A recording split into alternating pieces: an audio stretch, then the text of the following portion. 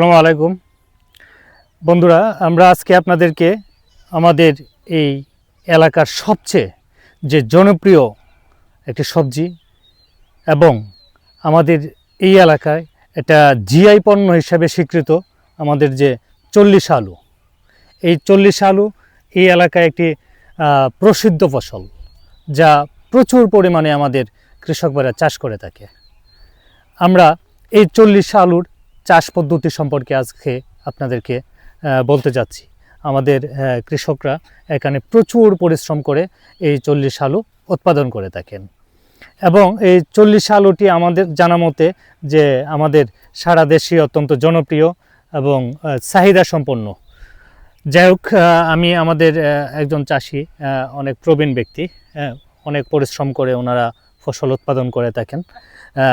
আমি প্রথমে ওনার মুখ থেকে এই আলু সম্পর্কে একটু ডাটা শুনবো। আচ্ছা, আপনি 40 আলু কতটুকু জমিতে করছেন? আমি 80 কাঠা জমিতে করছি। 80 শতাংশ জমিতে। আচ্ছা, 80% জমিতে আপনি 40 আলু করছেন। আপনার ফলন কেমন এই বছর? ফলন এই বছর মোটামুটি ভালোই। এই বছর মোটামুটি ভালো না? আচ্ছা, এই এলাকায় কতটুকু জমিতে 40 আলুর চাষ হয়ে থাকে?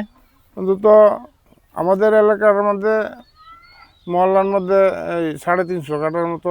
350 কাঠা।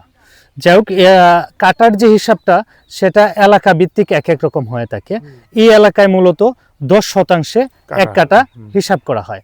আবার এটা অঞ্চল ভেদে ভিন্ন রকমও হয় কাটার হিসাবটা। কখনো সেটা 1.5 শতক, আবার কম বেশি হয়ে থাকে 8 শতক, এরকম আছে। আমরা যে এলাকায় দাঁড়িয়ে কথা বলছি সেই এলাকায় মূলত 10% এক কাটা হিসাব করা হয়, তাই না?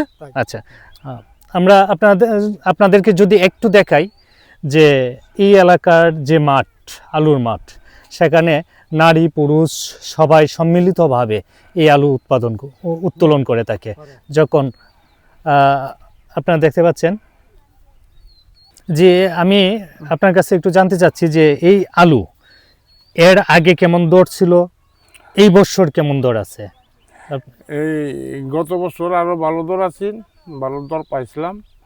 আর এখন প্রথম অবস্থা এই 25, 26, 2700 টাকা বিক্রি হয়েছে, 1800, 1900।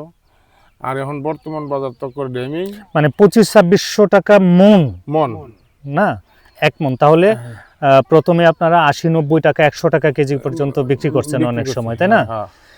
আর আস্তে আস্তে এখন যখন উত্তোলন বেশি হচ্ছে, সবাই উঠাইতেছে, যে কারণে বাজার দরটা একটু কমে গেছে। আবার আলু যদি সংরক্ষণ করা যায় তাহলে এই আলুর দাম আরো অনেক বেশি পাওয়া যায়। কিন্তু আমাদের এই এলাকায় প্রচুর পরিমাণে আলুর চাষ হলেও এই আলু সংরক্ষণের সবচেয়ে বেশি সমস্যা আমাদের এই এলাকায়, যে কারণে কৃষকরা তাৎক্ষণিক যে মূল্যটা পায় সেটাই সবচেয়ে বেশি। আর সংরক্ষণ ঘরোয়া পদ্ধতি বা আমাদের দেশীয় পদ্ধতিতে আলু সংরক্ষণের যে পদ্ধতিগুলি প্রচলিত আছে, যেমন মাচা তৈরি করে বা বালু দিয়ে, সেটা আসলে খুব কম পরিমাণে আমাদের সংরক্ষিত হয়। আমরা যদি আপনাদেরকে আলু চাষ সম্পর্কে একটু বলি, তাহলে সেটা হলো যে আলু চাষের জন্য মূলত উঁচু জমি এবং নিষ্কাশনযুক্ত জমি, যেখানে পানি জমে না, সেই জমিগুলি সবচেয়ে ভালো। এবং বেলে দোআঁশ মাটি বা পলি দোআঁশ মাটি, এই মাটিগুলোতে আলু চাষ প্রচুর পরিমাণে ভালো হয়। এবং আলু চাষের জন্য যদি জমিতে প্রচুর পরিমাণ জৈব সার প্রয়োগ করা যায় তাহলে আলুর উৎপাদন অনেক ভালো হয়। আমরা এক সময় শুধু কৃষক ভাইরা জমিতে ইউরিয়া সারের মধ্যে সীমাবদ্ধ ছিল, কিন্তু ইদানিং আমাদের কৃষক ভাইরা অত্যন্ত সচেতন।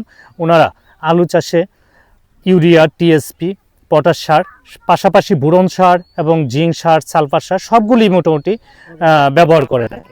আমাদের দেশে যেসব জনপ্রিয় আলুর জাত আছে সেগুলো হলো বাড়ি আলু 78, 79, ডায়মন্ড, কার্ডিনাল, কুফুরি, চন্দ্রমুখী, লেডি, রুজেটা, সানশাইন, সান্ত্বনা, প্রাডা, কুইনেনি।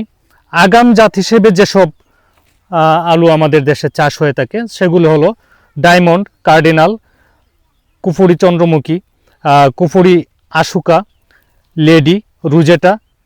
এই জাতগুলি সবচেয়ে উল্লেখযোগ্য।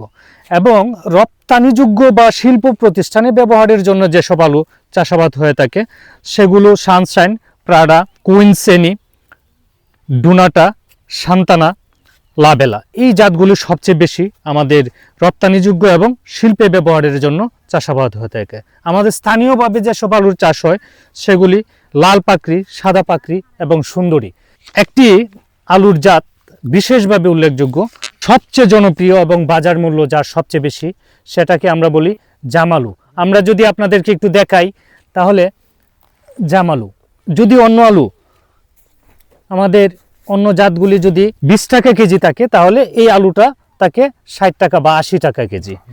এটা আমাদের দেশীয় একটা জাত, জামালু আমরা বলে থাকি এবং অত্যন্ত চাহিদা সম্পন্ন এই আলু।